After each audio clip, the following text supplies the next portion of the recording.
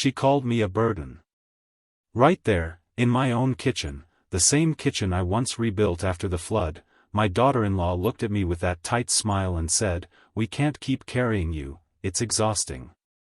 My son stood beside her, arms crossed, staring at the floor like it had the answers he didn't. I didn't yell. I didn't even flinch. I just nodded, went to my small room at the end of the hallway, packed the few things I owned, and walked out of the house I gave them without a single word more. When I think about the good years, it's always the smell of sawdust that comes first. My workshop used to be my sanctuary, tucked behind the old shed, where I could plane oak until the light faded from the sky. I was a carpenter, just like my father, and I took pride in building things that lasted. Tables, chairs, cabinets, even cribs. That crib I built when Marjorie first told me we were expecting.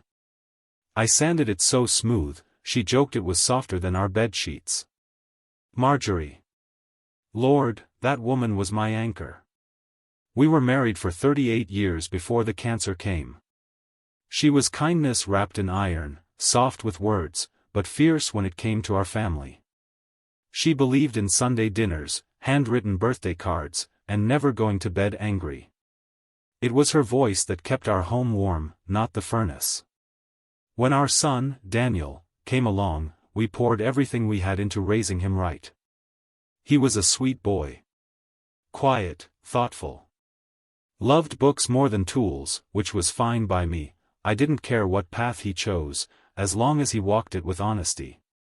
I still remember the nights we'd sit on the porch, him curled up between us under a blanket, Marjorie sipping her tea while I told him stories about the stars. He used to say he'd name one after her one day. I worked long hours back then. Building custom cabinets, fixing staircases, even helping folks around town when they couldn't afford much. We weren't rich, but our home was filled with warmth and purpose. Every nail I drove was for them, for our future. When Daniel was accepted to college, Marjorie cried for 3 days straight. Happy tears, of course. We dipped into savings to cover what scholarships didn't. I sold some of my tools to help with his books. Never thought twice about it. That's what parents do. When Daniel brought Lisa home for the first time, Marjorie was so nervous she re-ironed the same tablecloth twice. Lisa was charming, polite, maybe a little sharp around the edges, but that wasn't unusual. Over time, she grew more comfortable, and we made space for her in our lives. When they got married, I gave them the down payment for their house, well, what became our house eventually. We offered them the idea, move in with us, save money, build their future. It felt right. Marjorie loved having people around, and I liked the idea of noise returning to the hallways again. The early years of them living with me were good. Lisa helped in the kitchen, and Daniel still joined me in the garage now and then, just to chat while I tinkered with an old stool or toolbox. We had dinners together. Played cards on Fridays. It was simple, and I was content. After Marjorie passed, I lost more than a wife. I lost the rhythm of the house. Her humming in the mornings. The way she folded laundry with care like it was an art. The tea kettle never sounded the same without her reaching for it. Daniel was the one who found me in the garden the day after her funeral, just staring at her tulips. He put a hand on my shoulder and said, "We'll take care of you now, Dad." I believed him. He meant it then. I could see it in his eyes. But meaning something in a moment isn't the same as carrying it through. Over the next few years, things began to shift in small, barely noticeable ways. I started cooking more, mostly because I liked things the way Marjorie made them. Lisa didn't mind, at first, even said it saved her time. Daniel worked long hours at a tech company across town. Lisa worked part-time from home, always typing or on a call. I kept myself busy, fixing loose tiles, unclogging drains, repainting the hallway. I didn't ask for money. Didn't complain. But the house changed. It no longer smelled like Marjorie's cinnamon bread or her lavender hand lotion. It started to smell sterile, like lemon cleaner and printer ink. Still, I told myself this was just life moving forward. People grow, routines change. I was just grateful to hear Daniel's laughter echo down the hallway now and then, even if it wasn't always directed at me. Lisa started calling me Dad for a while, short and casual. But eventually it shifted to Jim. That hurt more than I expected. I didn't say anything, though. Didn't want to rock the boat. One Christmas, I made Marjorie's famous apple pie from her handwritten recipe.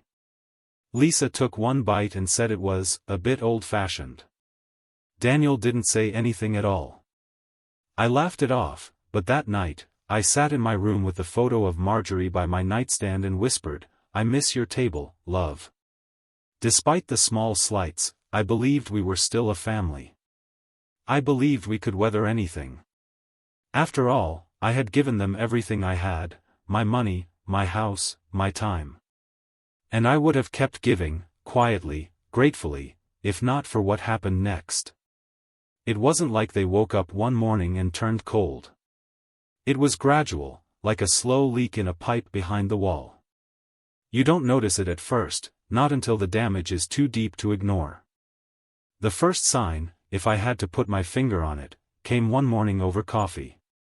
I was at the kitchen table, sipping from the old mug Marjorie had painted with sunflowers. Lisa walked in, looked at the mug, and said, "We really should declutter. Some of these old things make the kitchen look dated." She didn't look at me when she said it. Just opened the fridge like it was a normal thought to have. I smiled and nodded, but something settled in my chest like wet cement. Later that week, I found that mug in the donation box by the door. I quietly took it back out and kept it in my room. Never mentioned it. Lisa's tone changed after that, not cruel, but clipped. She used to ask me how I slept, how my knees were doing. Now it was more like, "Did you use the dishwasher again? It's driving up the bill." Daniel rarely chimed in. He'd just rub his temple like he had a headache and mutter, "Can we not do this right now?" So I started making myself smaller. Waking up earlier so I'd be out of the kitchen before they came down. Cleaning up after myself obsessively. I even stopped playing my old records, afraid the sound would bother her during her meetings. They didn't ask me to, I just noticed. Noticed the way Lisa's eyes twitched when I cleared my throat too loud, or how Daniel flinched if I asked about his job more than once. The house felt quieter, colder. But it wasn't the silence that hurt, it was the absence of invitation. No one asked me to sit and watch TV anymore. No one asked if I wanted to join dinner plans. Sometimes, I only knew they went out because I heard the car pulling away. One Saturday, I came out of my room and saw Lisa hosting friends in the living room, wine glasses clinking, laughter flowing. I waved, smiled. She looked at me like I'd stepped into the wrong house. "Jim, could you give us some space? This is kind of a private thing." Private thing. In my house. Daniel was there too, sitting in the corner. He didn't say anything. Didn't even look up. I went back to my room. Closed the door softly. That night, I sat by Marjorie's old jewelry box and ran my fingers over the lid. Inside, I kept the small wooden brooch she wore every Christmas. I held it and told myself I was imagining things. They were just stressed. Young people have pressures I don't understand. But the signs kept coming. Lisa started reorganizing the house. Said she wanted to make it more efficient. My books disappeared from the living room shelves. The recliner I'd sat in for years, the one Marjorie bought me after my hip surgery, was moved to the garage. When I asked why, Lisa said, "It just doesn't go with the aesthetic." Daniel didn't help move it. He didn't even react. It wasn't just the objects. It was in their language too. They started saying things like, "This is our space now," or, "When we finally get our own place."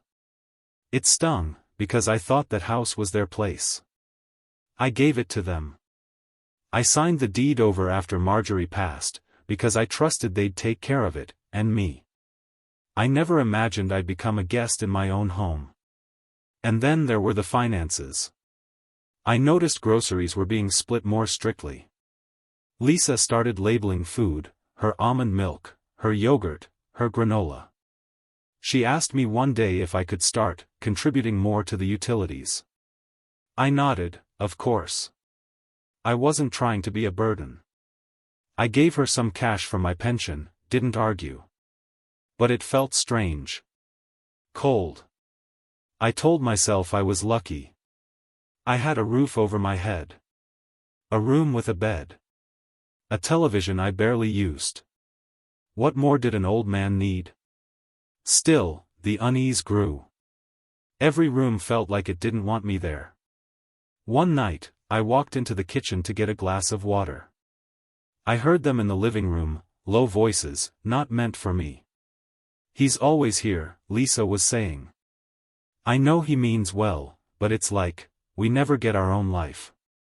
Daniel's reply was muffled, but it wasn't a protest. It was more like, "I know. I don't know what to do." I stood there in the shadows, water forgotten. I remember thinking, when did I become a problem to be solved?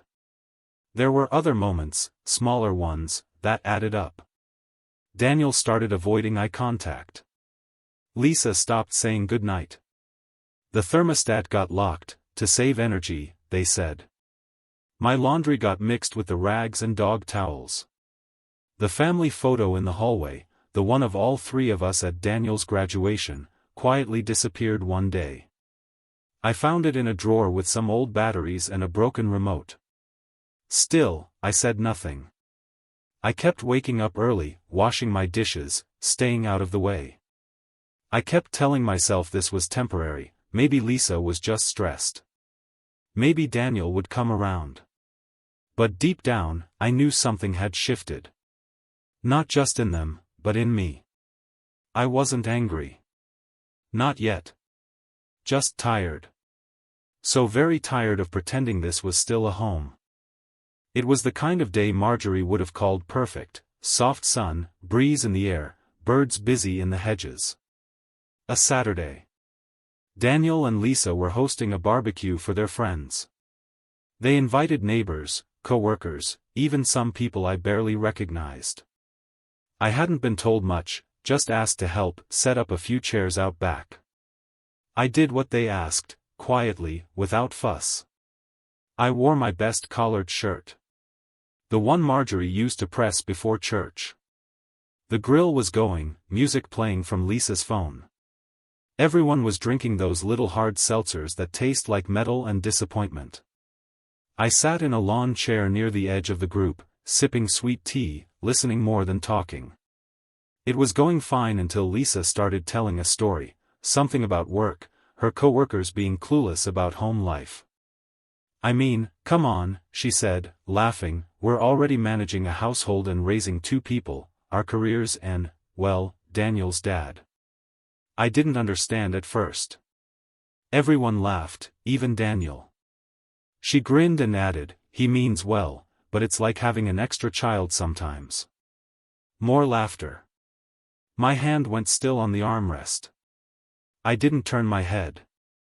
I just stared ahead at the garden that used to be Marjorie's, once filled with roses and lilies, now flattened to make space for a fire pit and plastic chairs. They laughed again. Someone clinked a glass. I stood up slowly and walked back into the house. No one followed me. No one called out. In the hallway, I paused by the guest room, what used to be Marjorie's sewing room. Now it was Lisa's office. They'd painted it gray, covered the window with blackout curtains. Her desk sat where Marjorie's machine used to be. Cold. Sterile. Efficient. I went into my room and shut the door. I sat on the bed for a long time. Hands on my knees. Breathing slowly, like I used to do when Marjorie was in the hospital and I didn't want to break in front of Daniel. It wasn't just the joke. It was that Daniel laughed. That was the moment. The cut, clean and deep. Not because Lisa saw me as a burden, I'd suspected that. Not because she mocked me in front of her friends, I'd endured worse. It was Daniel's silence. His smile. That told me everything. The next morning, I found my gardening gloves in the trash. They'd been sitting by the back porch, a little worn, sure, but not ruined. When I asked Lisa if she'd thrown them out, she said, they were old. And they looked dirty. I didn't respond. I just picked them out of the bin and washed them by hand. A few days later, I noticed something missing from the mantel, Marjorie's ceramic dove. It used to sit next to our wedding photo, the one in the wooden frame I carved myself. Both were gone. I checked the sideboard drawers, the cabinets, even the linen closet. Nothing. When I asked, Lisa said, "Oh, I thought they were just some old decorations. I boxed them up. Might donate them." She said it like it was a favor. Like she'd decluttered a forgotten shelf. I opened the box that evening when they were out, in the garage, half covered in packing paper. I took them back to my room and placed them on my desk. That little dove had been in our home since our first anniversary. Marjorie called it her peace bird. There was no peace left here. I started noticing other things disappearing, slowly, as if I wouldn't notice. My toolbox was missing a few key pieces. The old chair in the garage was loaned to a friend. Lisa sold an old end table I'd built years ago, said it didn't match the new look. Daniel never mentioned it. Then came the evening they brought home color swatches for repainting the living room. I asked gently, "Are we redoing the house?" Lisa replied, "Yes, we've been thinking it needs an update." I blinked. "We?" She shrugged. "It's our space now, Jim. We're trying to make it work for our future." I looked at Daniel. He didn't say a word. That night, I sat on the edge of my bed, staring at the floor. I had a thought I never imagined I'd have: I don't belong here. Not in this house. Not in this family. Not anymore. And the worst part wasn't anger. It was grief. Grief for the home Marjorie and I built, now stripped down to neutral walls and IKEA furniture. Grief for the son I once read stories to under the stars, now silent when I'm mocked. Grief for a life that used to have dignity. I stopped going into the common areas after that. Ate most of my meals in my room. Used the small kettle I kept hidden in my closet to make tea. I became a shadow in the house I once owned. Lisa didn't seem to mind. Daniel. I think he noticed. But he said nothing. Maybe that was his betrayal. And just when I thought I'd adapted to this silent exile, I overheard something that changed everything. That was the day I stopped blaming myself. It was a Tuesday, late morning. I'd stayed in my room after breakfast, waiting for Lisa to leave for her errands and Daniel to head off to work. I usually took that quiet hour to tend the back garden, or what was left of it, before the heat set in. Marjorie used to say, mornings are when the soil still remembers the dew. I was tying my shoes when I heard her voice through the half-closed door. She was on the phone, pacing the hallway. "No, I'm serious," Lisa said, her tone sharp but quiet. "He's still here. Every day. It's like a shadow we can't get rid of. He's sweet, but we're suffocating." There was a pause, and I could hear the faint murmur of whoever she was talking to. Then her voice again, firmer. "I know. But the man has a pension, savings. If he moved into a smaller place, or one of those assisted living places, he'd be fine. We'd finally have space to breathe." Another pause. "No, Daniel won't bring it up. He's being soft about it. I'll push it. I have to." I sat frozen on the edge of the bed, the shoelace dangling from my fingers. The call ended with a fake laugh and a "talk soon, hon." I waited until I heard the front door click shut before I moved. I didn't go outside. Instead, I pulled out the small lockbox I kept beneath my bed. Inside were old financial documents, Marjorie's letters, and my original deed to the house. The deed I'd transferred into Daniel's name 3 years ago, thinking it would protect our family if anything happened to me. It protected no one. I stared at the papers for a long time. There was a savings account still in my name, one I never talked about. Not large, but enough. My pension came in monthly, steady and quiet, like a heartbeat I'd forgotten to notice. I wasn't broke. And I wasn't helpless. I had stayed because I wanted to believe I still belonged here. But now I saw it, not just neglect or indifference. It was a plan. A quiet, calculated phase-out. Marjorie's voice echoed in my head, "If people show you who they are, believe them the first time." That evening, I said nothing. I made dinner like usual, even offered Lisa a plate. She declined. Daniel mumbled a thanks and took his to the den. I watched him for a moment, trying to find the boy who once begged me to build him a treehouse. He wasn't there. Later that night, I went to the garage. Pulled open the old cabinet and retrieved a manila folder I hadn't touched in years. Inside was the number of my old friend Henry, a retired lawyer who handled wills and small estate matters.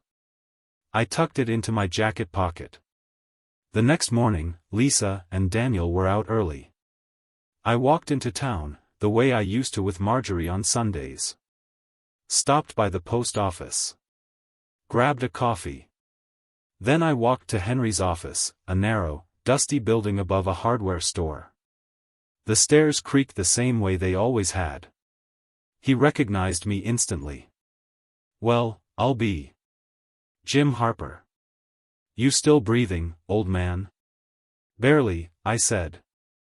"But not for long if I don't do something." He poured us 2 coffees and sat me down. "I need to rewrite my will," I said, laying out my folder. "And I need it airtight. No loopholes." Henry leaned back. "Trouble? Let's just say. I've seen enough to know when I'm being ushered out." We spent an hour reviewing documents. I told him everything, about the house, the pension, the account Lisa didn't know about.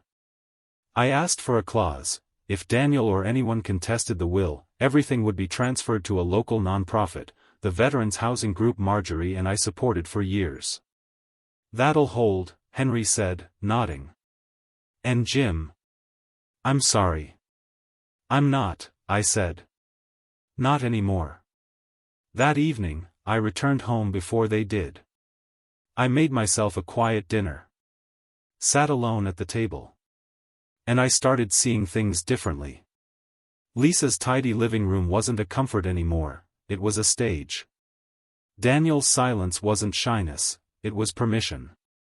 I began observing like a guest, not a father. I saw every gesture with new eyes. Lisa's glance at the thermostat. Daniel pretending not to hear me call for him. The closed-door conversations. The forced smiles when guests were over. The way their voices changed when I entered a room. Everything made sense now. This wasn't neglect. This was an exit strategy. They didn't want to hurt me. Not directly. They wanted to make it easy to let me fade out. To leave, peacefully, so they could reclaim the space. Their space. But they'd forgotten something. This house, this life, was never just walls and routines. It was built with sacrifice. With love. With Marjorie's hands planting tulips in spring, with my own back bending over lumber for years so Daniel could have a childhood without worry.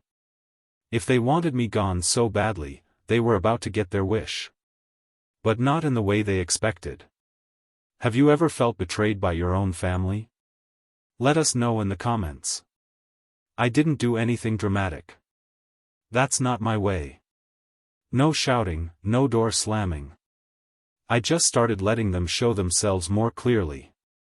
A few days after the phone call, I found Lisa had changed the Wi-Fi password. When I asked, she said, "Oh, we had to upgrade the security. I'll text you the new one." She never did. That same week, I noticed the washing machine locked during the day. "It's glitching," Daniel said with a shrug. "Just safer to limit use until we fix it." But Lisa was doing loads just fine during her lunch breaks. I started feeling like an unwanted tenant in a house I built. Every creak of the floorboards under my step felt like an intrusion to them. So one night, after dinner, a dinner they didn't invite me to, I knocked on Daniel's office door. He opened it slowly, surprised. "Yeah, Dad?" I stood there for a moment, hands in my pockets. "Can we talk?" He looked back into the room, then stepped outside and closed the door behind him. "Of course," he said, too quickly. I kept my voice low. "Daniel, be honest with me. Do you and Lisa want me here?" He blinked, caught off guard. "What?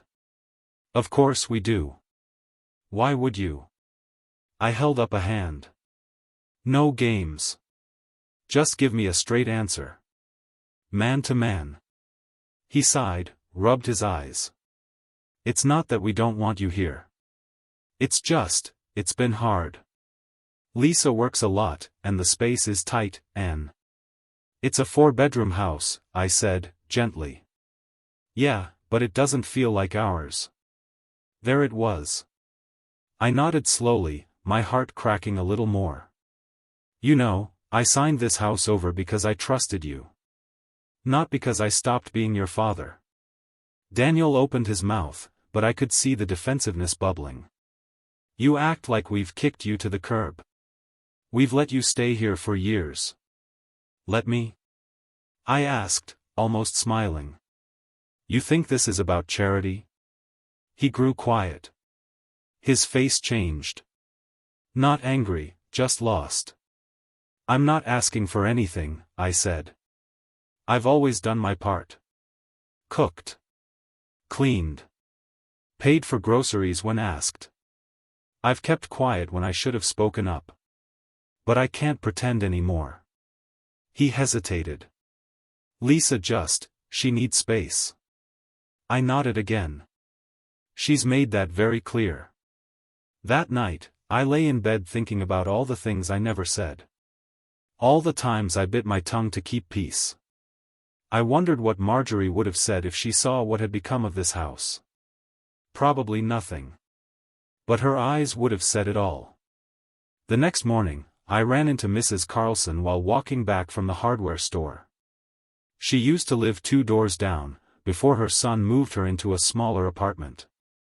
She squinted at me through her sunglasses and said, "You look like a man carrying too much on his back." I chuckled. "Just some garden tools." "No," she said, narrowing her eyes. "I mean it." She put a hand on my arm. "If you ever need to talk, Jim. I've known your family a long time." It was a simple gesture. But something about it cracked the wall I'd been holding up. Maybe I wasn't crazy. Maybe this ache in my chest wasn't just age or loneliness. Maybe it was grief that never got a name because no one wants to talk about what it means to outlive your usefulness. That evening, I pulled out a small notebook, the one Marjorie used to keep recipes in. I turned to a blank page and began listing names. People I knew. People I'd helped over the years. A few still owed me favors. A few more I hadn't spoken to in a while, but they remembered the man I used to be. Then I wrote one more thing. I will leave. But not quietly. The next day, Lisa left her laptop open on the kitchen table. I don't snoop. Never have. But something made me glance at the screen. A browser tab was open, assisted living options for elderly parents, affordable solutions. No shame. No passwords. Just open, right there next to her to-do list. I stared at the screen for a long time. When she came back in and saw me, she didn't even flinch. "We were just looking," she said. just in case?" She didn't answer. Later that week, I visited the local nonprofit Marjorie and I used to support. The director still remembered me. I asked if they still needed property. He blinked. "You mean to donate?" "Maybe something more direct," I said. We set up a follow-up. My steps felt lighter as I walked home. Something was shifting inside me. A steel I hadn't felt in years. Not anger. Not revenge. Just clarity. I started quietly gathering my documents. Scanned copies, made extra keys, packed a few personal items into a small suitcase. I wasn't preparing for a trip.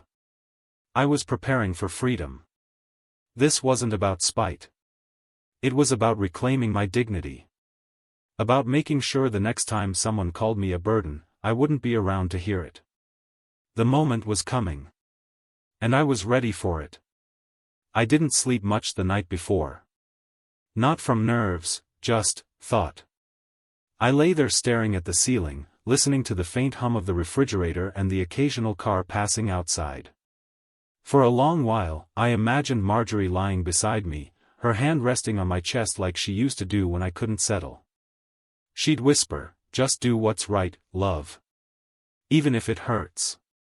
The next morning, I ironed my shirt. The same one I wore to Daniel's graduation. It had a stain near the cuff, faint, but I noticed. I wore it anyway. Henry's office hadn't changed much. The walls were still lined with legal books he probably hadn't opened in years. A photo of his late wife still sat crooked on his desk. He smiled when he saw me, but it was a tired smile, the kind that knows why someone's walked through the door without asking. "You sure about this, Jim?" he asked, his voice low.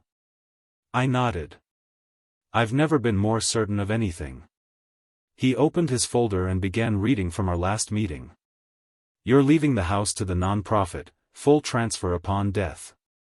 The savings account and pension continue to pay out to you while you're alive, but if contested by Daniel or Lisa, the full estate, including liquid assets, goes directly to the charity." "That's right." He looked at me, eyes a little heavier now. "You know they might come after this anyway. Say you weren't of sound mind. Try to prove coercion." "I've kept records," I said. "Dates. Photos. Notes. Even recordings." He raised an eyebrow. "I'm not stupid, Henry. Just tired." He tapped the table twice, then handed me the pen. "Let's make it official." I signed slowly. Carefully.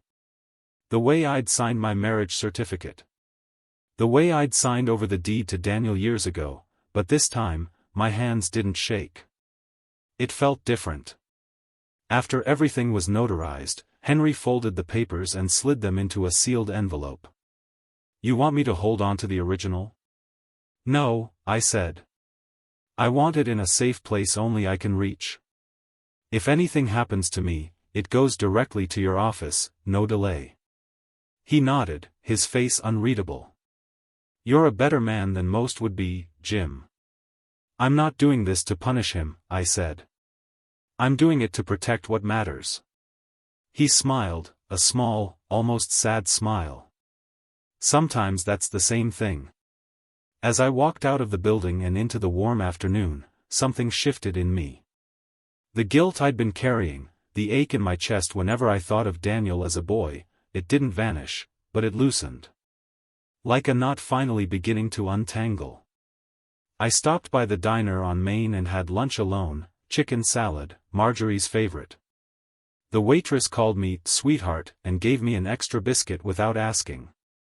That little moment, that small kindness, reminded me, the world was still full of good people. Back at home, I found Lisa in the living room.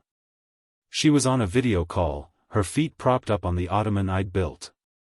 She didn't acknowledge me.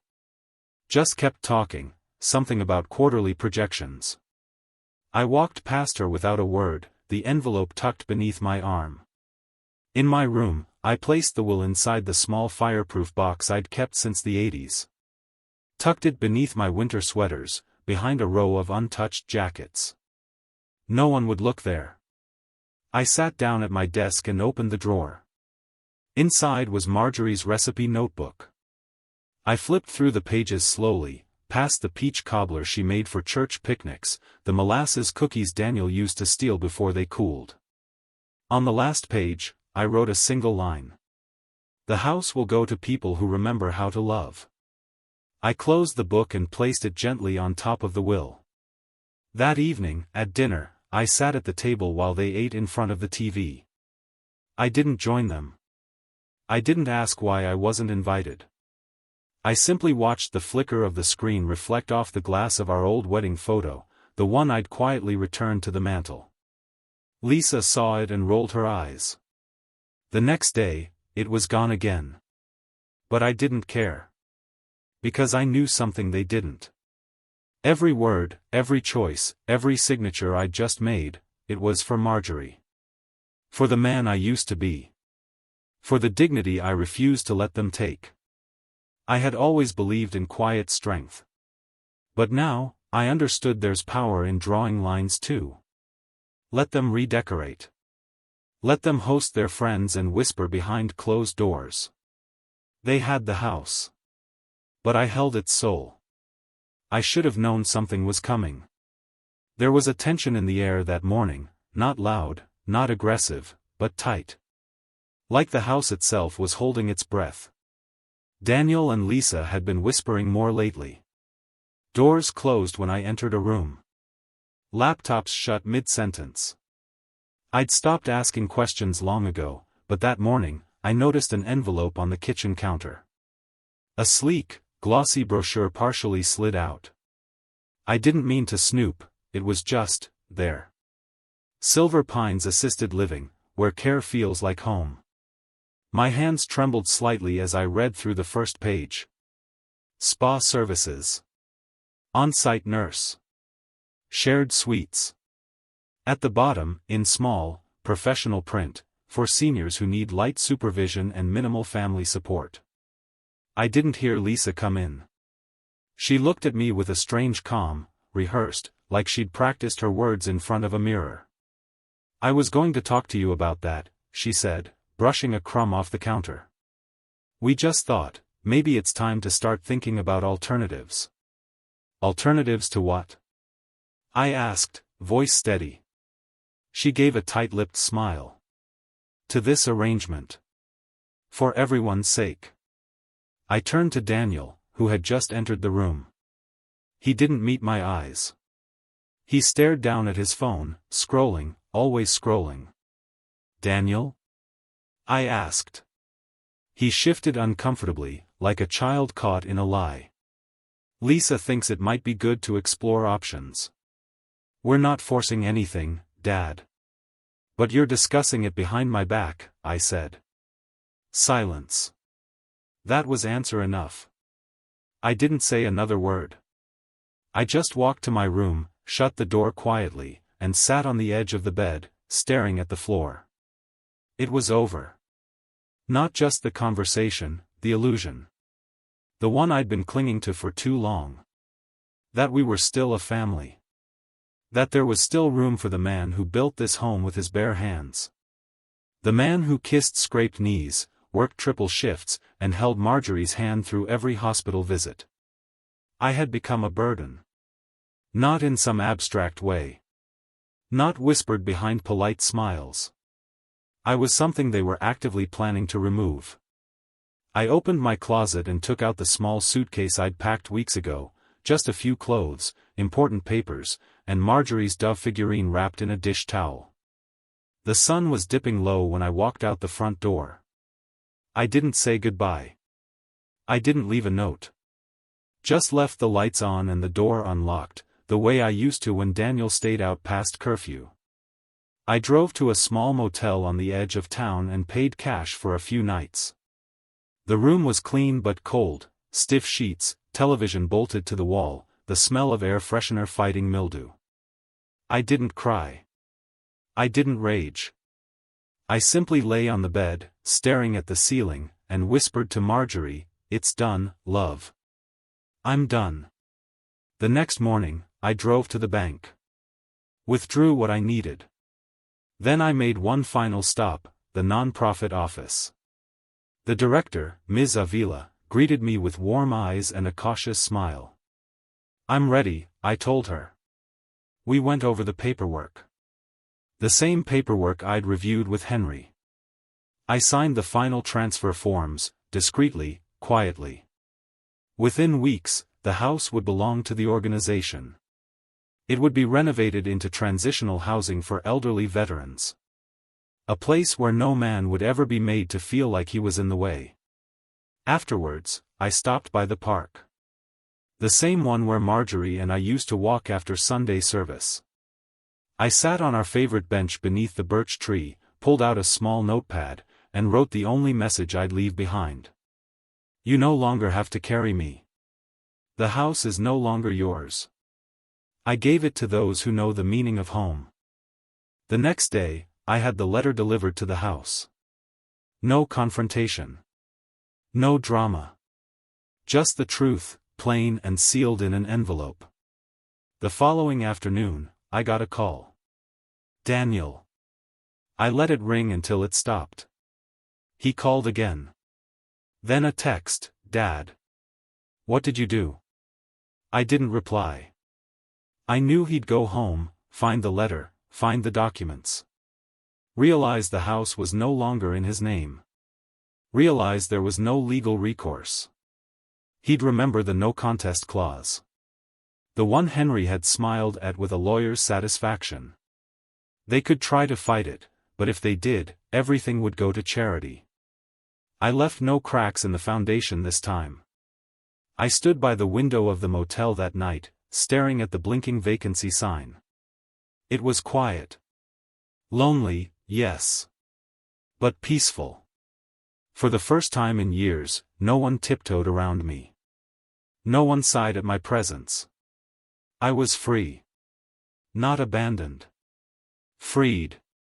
And the next time I returned to that house, it would be for something far more meaningful than family dinners filled with silence and glances. It would be to watch strangers rebuild it with love, and finally, give it the soul Marjorie always believed it had. They didn't expect me to show up. It had been nearly 2 weeks since I left, and I hadn't answered a single call. I heard from Henry that Daniel and Lisa had tried contacting the nonprofit, looking for loopholes, asking questions. But the paperwork was airtight. Ironclad. My name was no longer tied to the house in any legal sense. Neither was Daniel's. And yet, part of me knew they still didn't believe it. Not until they saw me. Not until they heard it from my own mouth. So I decided to go see them one last time. Lisa's birthday gave me the perfect excuse.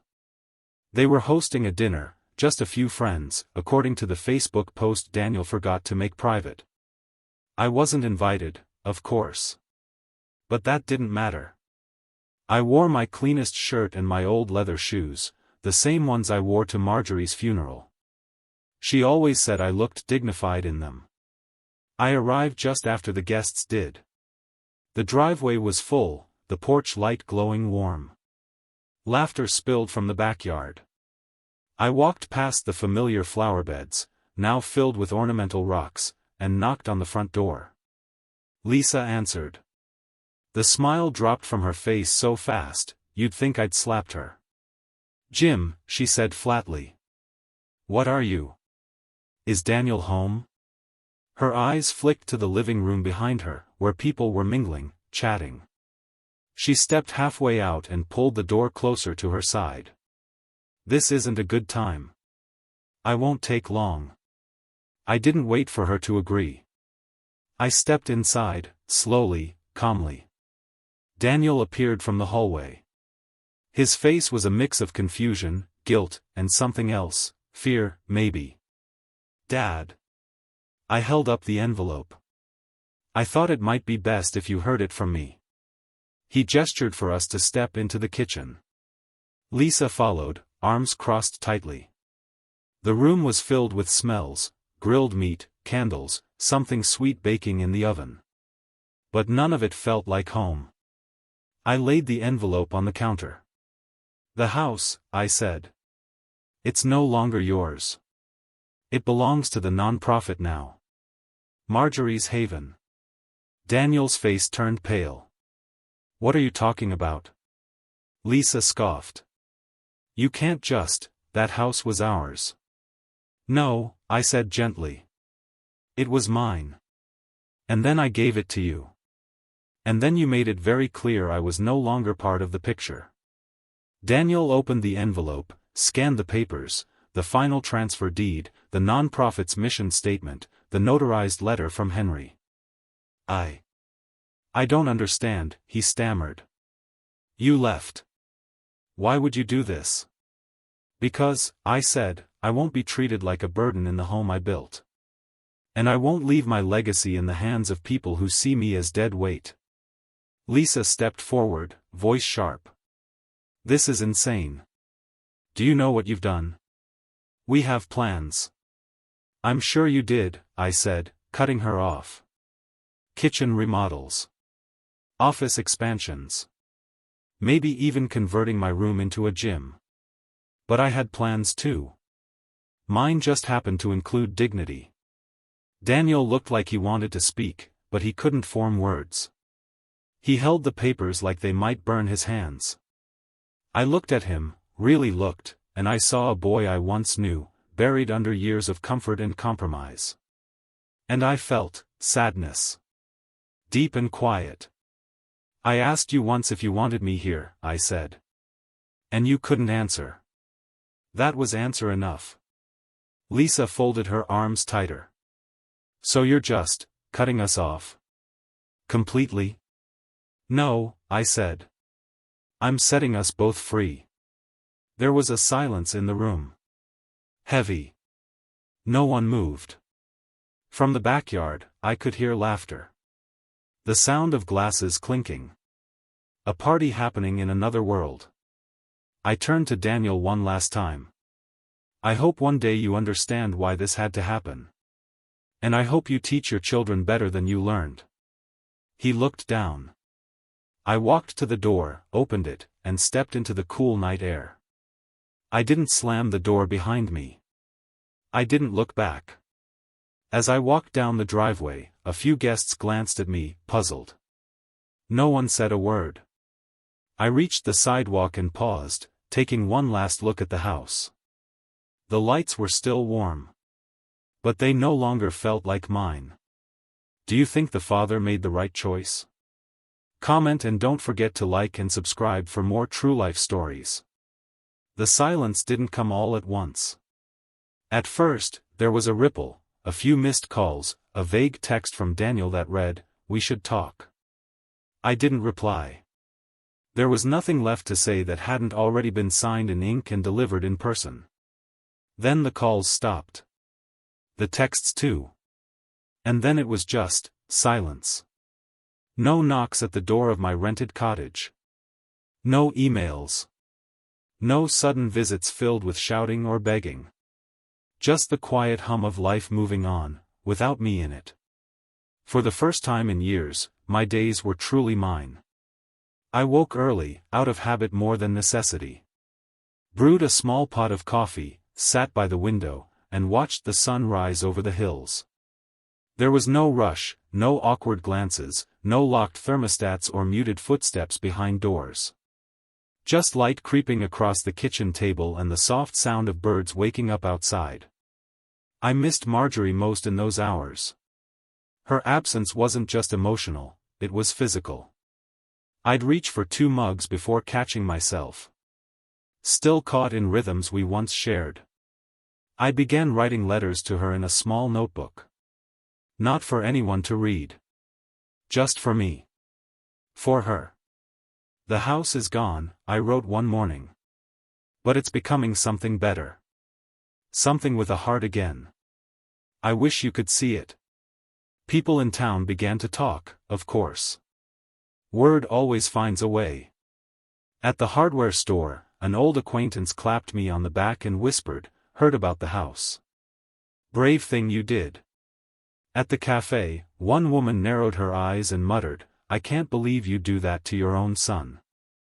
I didn't argue with anyone. Let them think what they liked. Some saw an old man standing his ground. Others saw a bitter father with a score to settle. But none of them had lived the silence I'd endured under that roof. None of them had felt their legacy being peeled away, one insult at a time. I started walking more. Found a trail behind the park that led to a small clearing, quiet, overgrown, perfect. I sat there often, listening to the wind weave through the trees. Sometimes I'd bring a sandwich, or just Marjorie's old brooch, and sit with her memory. One afternoon, as I stood outside the community center after a grocery run, a voice called out behind me. Mr. Harper? I turned. A young man, maybe mid-20s, wearing a faded army jacket. You probably don't remember me, he said. I'm Chris. My granddad used to live across the street from you. I nodded, smiling. You were the one who broke his arm climbing our tree. He laughed. Yeah. That one. He looked down, a little shy now. I heard what you did with your house. Turning it into housing for veterans, that's incredible. I'm staying there now. Just got out 6 months ago. Trying to get on my feet. For a moment, I couldn't speak. Then I managed, how is it? His face lit up. It's warm. Clean. Feels like someone cares. I nodded again, blinking harder than I expected. Good. That's real good. We talked for a bit longer, just small things. Then he left, and I stood there, alone again, but lighter. The kind of lightness that comes from knowing a decision made in pain had planted something meaningful. Back at the cottage, I made tea and sat in the armchair by the window. A small wooden cross sat on the table, the first thing I'd ever carved as a boy. Marjorie had kept it in her sewing kit all those years. It was hers, and now it was mine again. I didn't miss the house. Not anymore. What I missed were the moments it used to hold, Daniel's footsteps running down the hall, Marjorie's laugh echoing from the kitchen, the hum of a life once vibrant. But those moments didn't live in walls. They lived in me. And I carried them now, freely. One morning, I received a small package. No return address. Inside was a single photo, Daniel, younger, sitting on my shoulders as we walked through the fairgrounds. Marjorie must have taken it. On the back, someone had written in neat handwriting, "He used to love you." Maybe he still does. There was no name. Just that line. I placed the photo beside my bed, next to the notebook. The silence didn't feel so heavy after that. It just felt honest. And sometimes, honest silence is the kindest thing you can give someone, and yourself. The idea started as a whisper. Just a stray thought while I sat at the park one afternoon, watching two boys skip rocks across the pond. I wondered how long it had been since anyone had done something like that in my backyard, laughed without restraint, played without fear of being scolded for tracking dirt inside. The nonprofit had officially taken over the house. The renovation work had begun. I hadn't visited yet, part of me didn't want to see it in transition. I wanted to remember it as it had been, and more importantly, imagine it as it would become. But something kept tugging at me. A sense of unfinished business. I couldn't just give the house away and vanish. That wasn't what Marjorie would have wanted. She believed in building things. And so I made a call. Ms. Avila, the nonprofit director, answered on the second ring. "Mr. Harper. I was hoping to hear from you." "I've been thinking," I said. "I don't just want to donate. I want to help." "You mean, fundraising?" "No," I said. "I mean physically. I want to help rebuild. Paint. Clean. Whatever you'll let me do." There was a pause, and then warmth in her voice. "You'd be more than welcome." So I did. For the first time in a long while, I woke up with a purpose. I arrived at the house the next morning, tool belts slung over my shoulder. They were tearing out the old carpet in the den, the one Lisa had insisted on changing to match her minimalist decor. We ripped it all out. I helped patch drywall, installed a new ceiling fan, and even painted over the chipped hallway where Daniel once scraped his backpack every day after school. The air in the house was different now. No tension. No passive sighs or forced silence. Just laughter, conversation, and music playing from someone's radio in the garage. The volunteers came from all walks of life. Veterans, social workers, a retired nurse, even a young woman named Sasha who had just aged out of the foster system and wanted to give back. They didn't ask questions. They didn't care about the house's past. They just worked, smiled, and thanked me for letting them be part of it. One afternoon, I sat in what used to be the dining room, eating a sandwich with a man named Don, a Vietnam vet with kind eyes and a limp he didn't bother hiding. "You built this place, huh?" he asked between bites. "Every inch," I said, smiling. "And now you're giving it away?" "Not giving," I said. "Just passing it on." He nodded slowly, chewing thoughtfully. "That's the kind of thing that echoes, you know. Not just for the folks who stay here, but everyone who hears about it." I hadn't thought of it like that. I just wanted to feel useful again. Wanted to touch the walls and know I'd left something good behind. A week later, Ms. Avila pulled me aside. "We've been thinking of naming the house." I raised an eyebrow. "You haven't already?" "We wanted to ask your permission," she said, holding a plaque wrapped in brown paper. "It's only right." She handed it to me. I peeled the wrapping away slowly, my breath catching when I saw the inscription. Marjorie's Haven. In memory of quiet love, enduring sacrifice, and the home she built, one act of grace at a time. I didn't say anything for a while. Just traced the letters with my thumb. "She would have liked that," I finally whispered. The next day, we began preparing for the house's soft opening, just a small gathering of donors, staff, and new residents. I helped decorate the porch with flowers. Not roses, tulips, like the ones Marjorie used to plant every spring. Inside, we placed family-style tables in the dining room. The kitchen now had 2 stoves, more than enough room to cook for everyone. Each bedroom had a fresh coat of paint, clean sheets, a handwritten note on the dresser, "Welcome home." It didn't look like the house I'd once lived in. But it felt more like home than it ever had in those last few years. One of the volunteers, a young man named Mateo, walked up to me while I was hanging curtains. "You always look like you're thinking about someone," he said. I smiled. "My wife. She used to say homes aren't about who owns them, but who's willing to care for them." He nodded. "Sounds like someone I would have liked." "You would have," I said.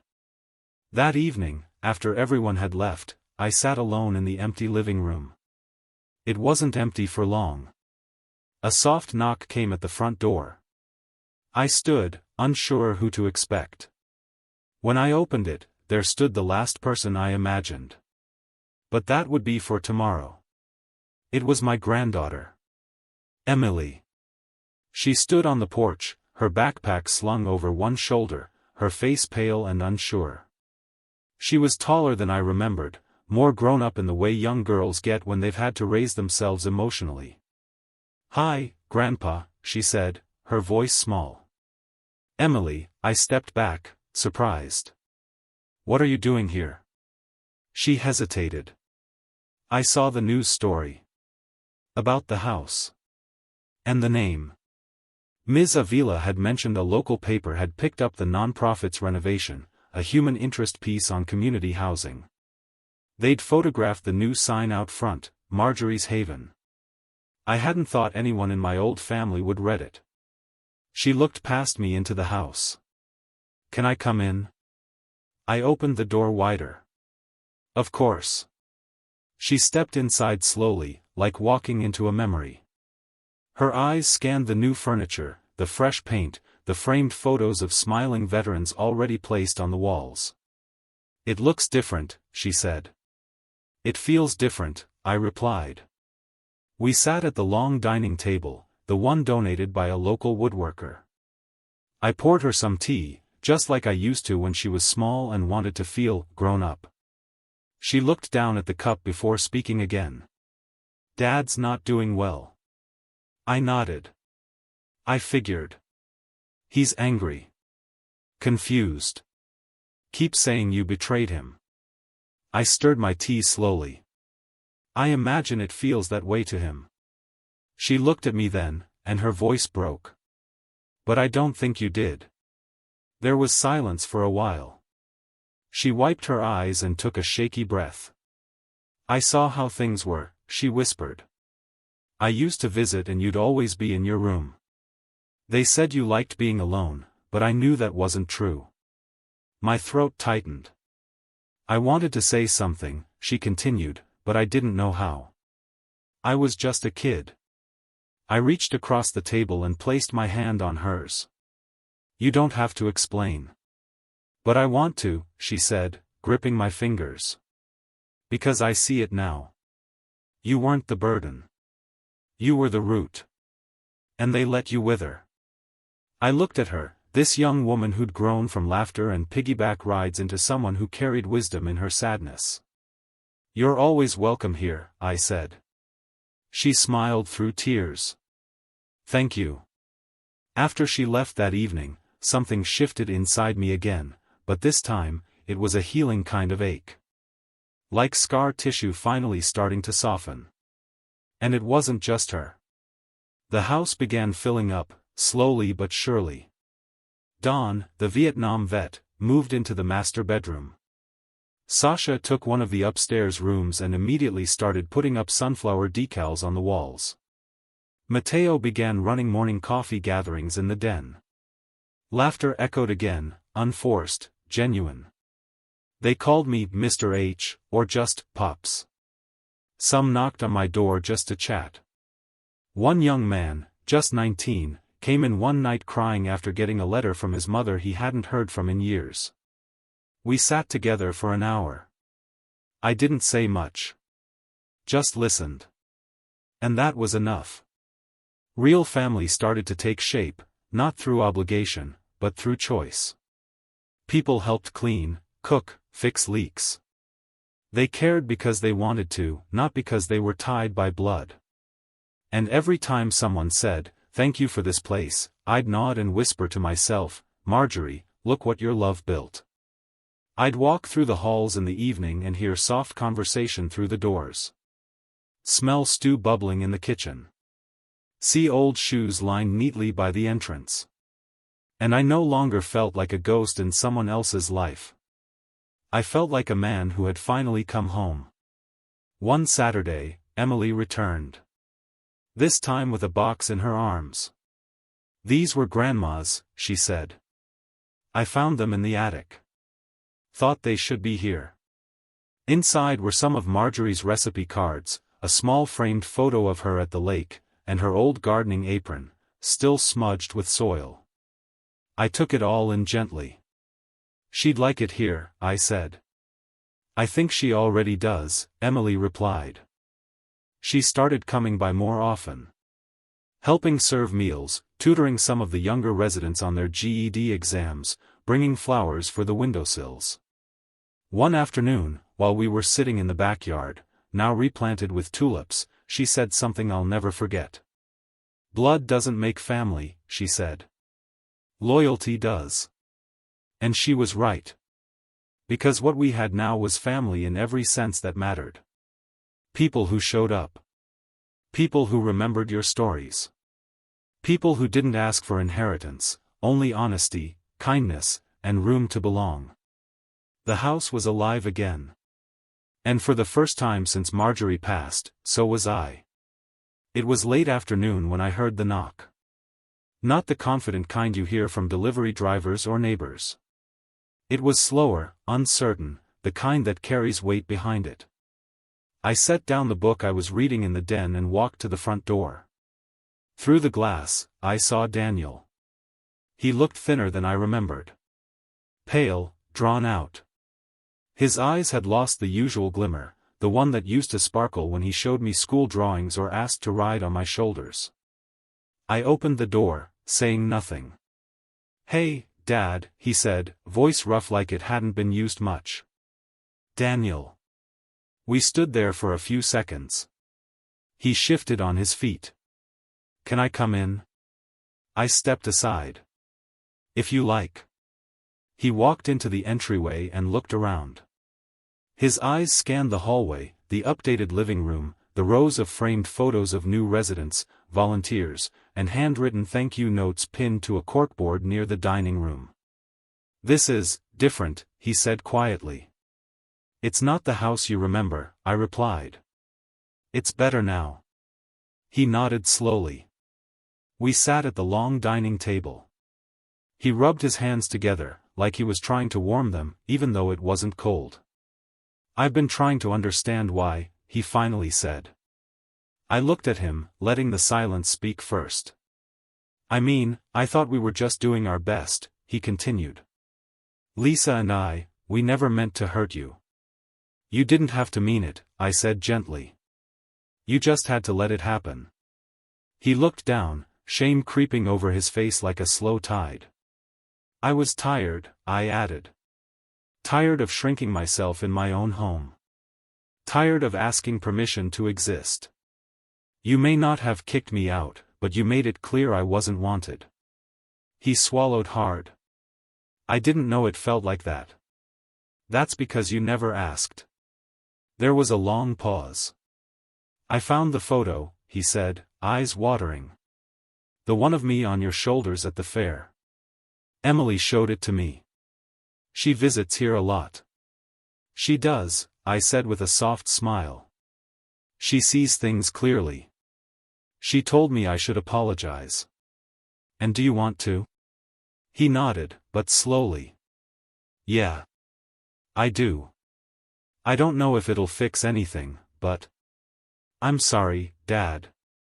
I really am. I let things happen I should have stopped. I let Lisa steer us. I thought I was protecting our peace, but I was just ignoring the problem." I let his words hang there for a moment. Then I reached into the breast pocket of my shirt and pulled out Marjorie's dove pin. I placed it gently on the table between us.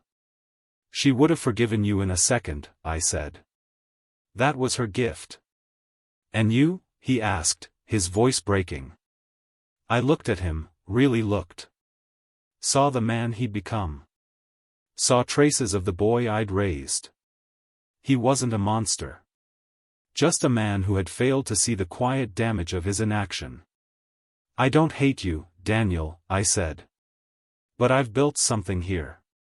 Something I can't walk away from." "I'm not asking you to," he whispered. "Good," I said. "Because I won't." He nodded, shoulders heavy.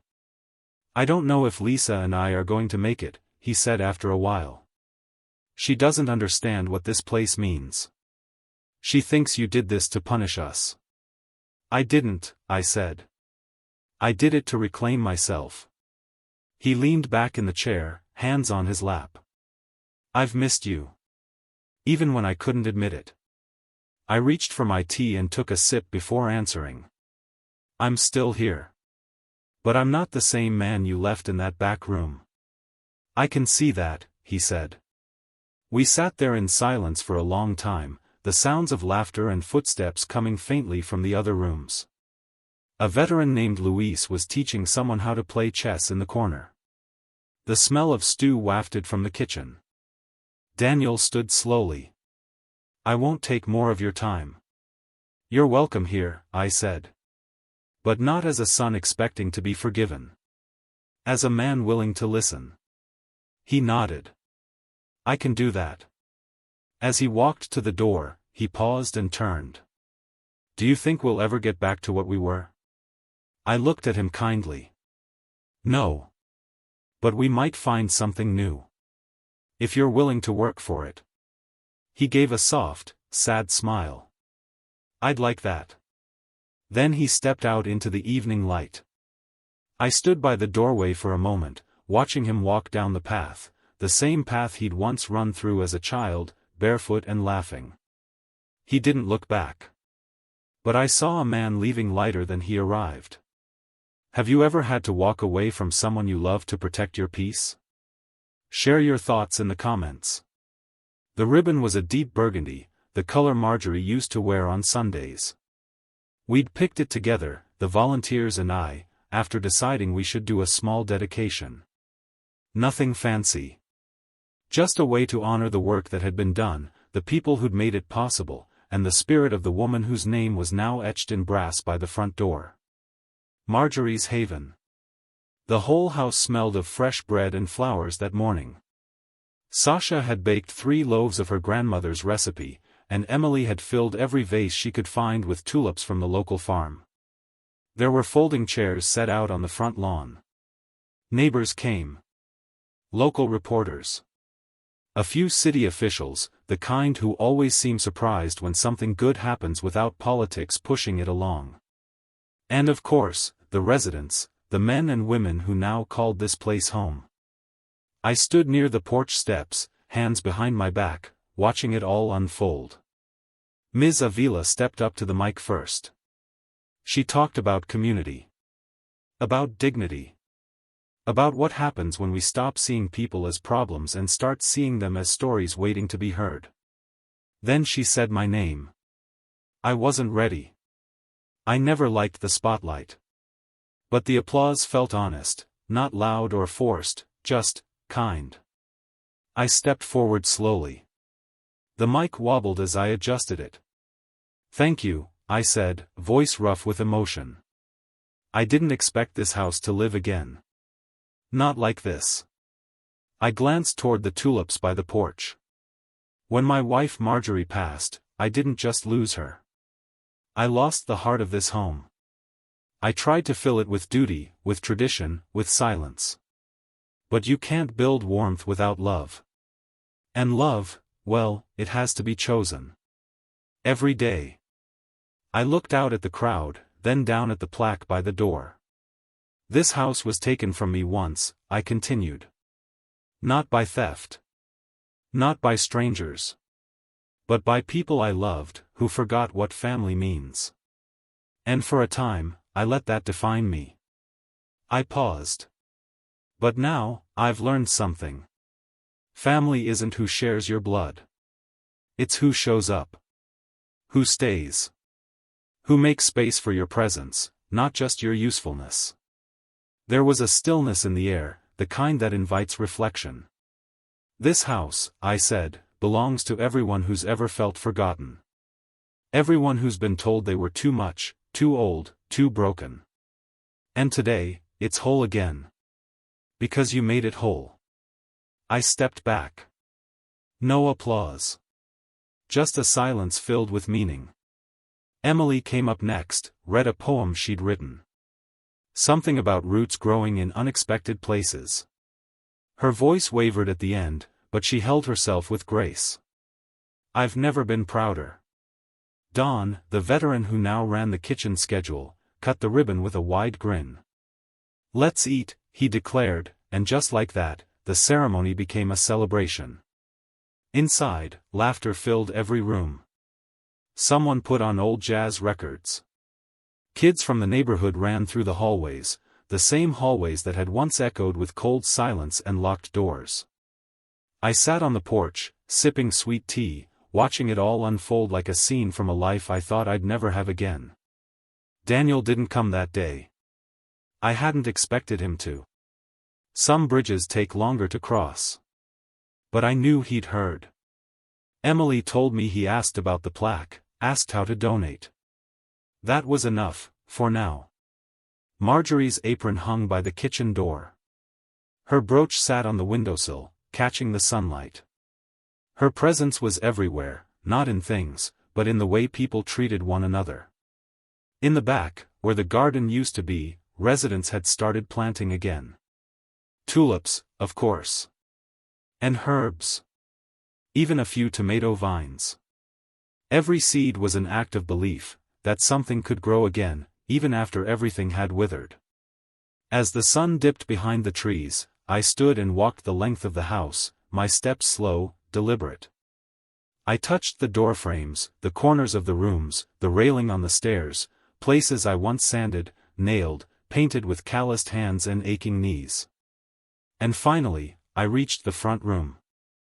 I stood in the center, closed my eyes, and whispered, "We did it, love." No one heard it but me. But that was enough. Because now, even in silence, this house speaks loudly. It tells a story of redemption. Of dignity. Of chosen family. And of a man who found peace not in what he lost, but in what he chose to give.